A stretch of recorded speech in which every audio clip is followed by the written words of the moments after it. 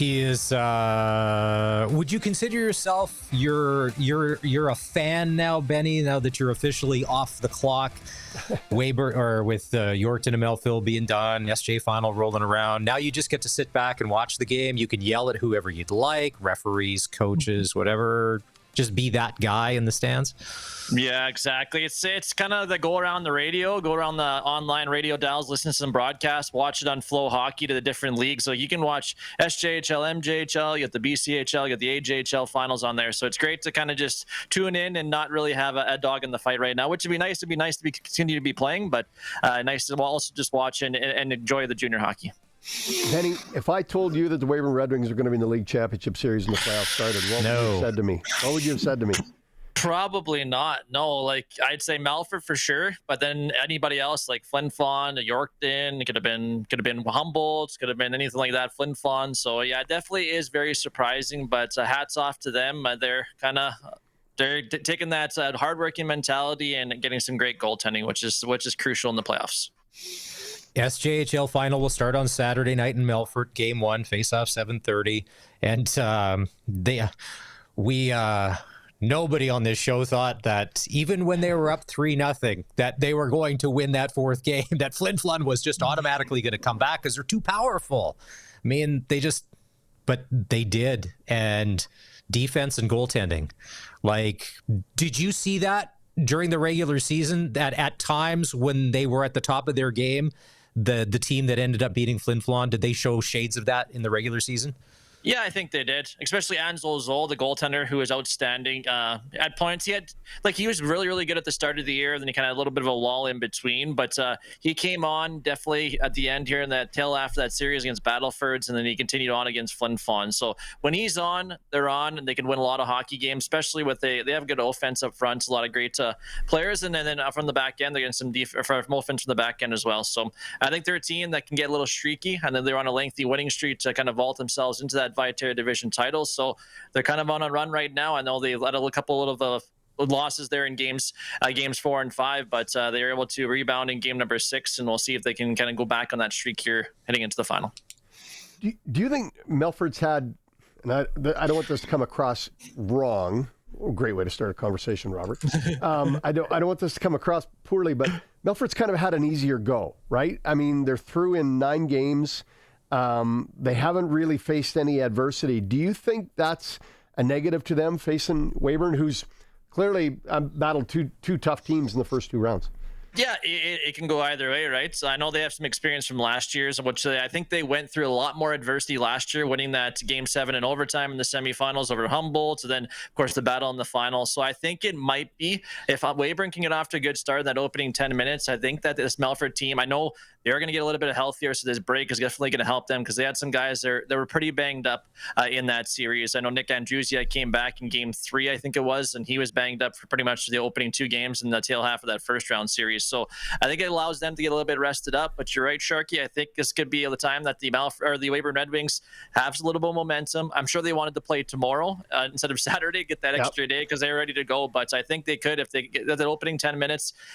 On the tail end, Weyburn has to hold off this Melfort team because it could come the other way and could kind of land right on your face because this Melfort team has had some experience. And even that opening game against Yorkton, I know they had a little bit of a break in between, but they came out strong and Yorkton couldn't quite handle them in that game number 1. But I definitely think if Weyburn can get over the first half of that game number 1, I think it definitely could set the tone for the series. We talked earlier in the week, the SJHL coaching elite, this would be the upper atmosphere, Cody Mapes and Trevor Blevins. Is there a coaching advantage here? How do you score this fight if you're one of the judges?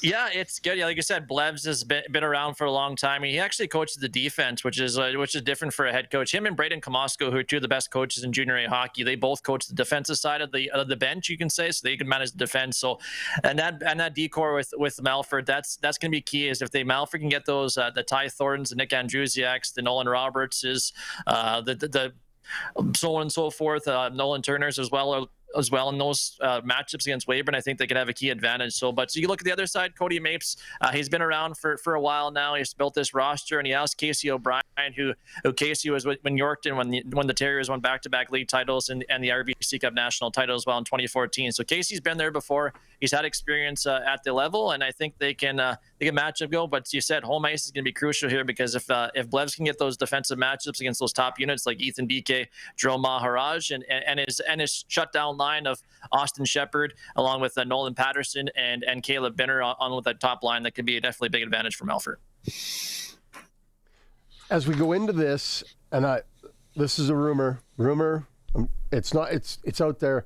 We know that Trevor Blevins is looking at a coaching opportunity somewhere else. Whoa. Yes. Sharky. Breaking news.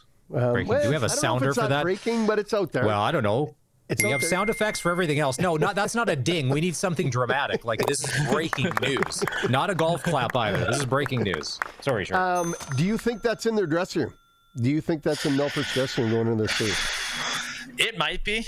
Like Ty's been there for a while, for a long time. I know there's rumors in the offseason of some other former Mustangs that might join the Mustangs coaching staff. And I know people can put a one-and-one together if they want for former Mustang players from the past number of years that can join back from Melfort. So that's been a rumor in the offseason. I think it could be. Maybe it's Blev's last hurrah. They want to win it for him. But definitely, if they do win it, possibility he can move on. If they don't, definitely, I think Blevs will be back. I think he just signed a contract. I know he can get out of that contract pretty easily. But yeah, it's definitely it might be in that dressing room, but we'll have to wait and see.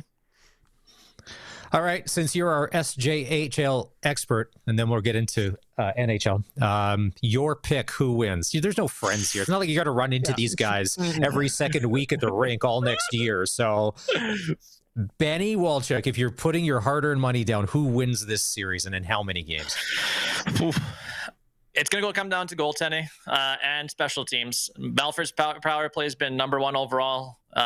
Weyburn's power play has been not very good here in the playoffs, which is, who knows, with the first two rounds, things could change round three. Goaltending, Christian Coombs has been pretty solid in the net, and Alan Joel Zoll has been really good. But I think in the end, Melfort's going to be too much, especially with those couple home games to get the momentum. So I'm going to go Melfort in 6 games to wrap things up. But I think Weyburn is going to give him a definitely more run, especially if Angelo Zoll can play like he did in round number 2. I think this team could have a chance because they're riding the momentum. They've come on an emotional series of Flin Flon. Melfort's had a couple of big wins, but I think they can catch the Mustangs off guard early on. But I think they can sneak one out there in Melfort in the opening couple of games, but I think overall Melfort's going to be too strong.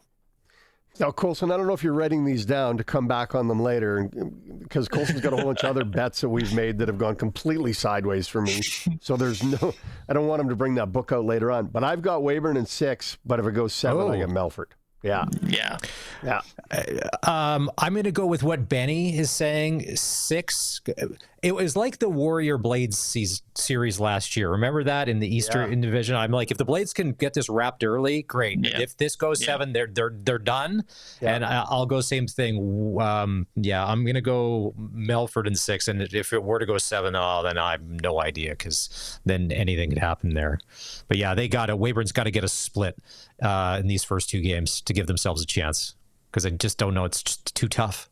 Too tough to come back 2-0. Yeah. Made it pretty easy on them when they went to Flin Flon. They swept that game. That turned a lot of heads. They're going up to the Whitney Forum and winning those 2 games. If they can get their speed, the biggest thing to beat Melfort, you got to get pucks in deep, and you have to get on their bigger defensemen, because if you get the forecheck going, I think they're very vulnerable. So and Weyburn does have some speedy forwards up front. So if they can get that puck deep with that hard forecheck, I think they can make things happen. All right, Stanley Cup playoffs start this weekend. Who, if you got to look ahead, oh man, we just had Jay Rosehill on. Sharky and I are now going to be part of Leafs Nation. We're jumping on the bandwagon. And Curtis and Colson, the double C's. You notice I didn't know. Okay, we had this discussion earlier in the week. You notice I didn't speak for you because you both passionately said you would never do that. Sharky and I will float wherever the getting's good. All right. I think it's the year. All right, so Colson and Curtis, I did not speak for you. That's why I said only can Sharky and Maz jump on the Leafs bandwagon. Benny, I don't know where you're at. Are you in? Are you our third, or you're like, not a chance? No. Like, I'm a Vancouver fan, so I'm well, just like you, Maz. So it's tough to go, but I got a lot of Toronto friends and family, so I cannot stand them winning. So I'm gonna pick against them. You know who I'm gonna think? I think Vegas is gonna win it all. I think they're kind of under the radar a little bit. I know they're strength for Perth, but I think Vegas is just gonna be too strong.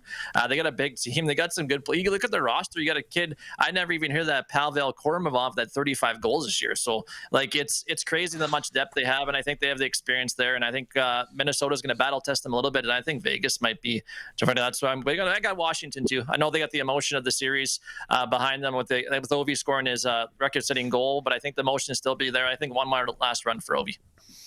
All right, I agree. Washington deep. Vegas to me is a bit of a dark horse yet, but Washington for sure.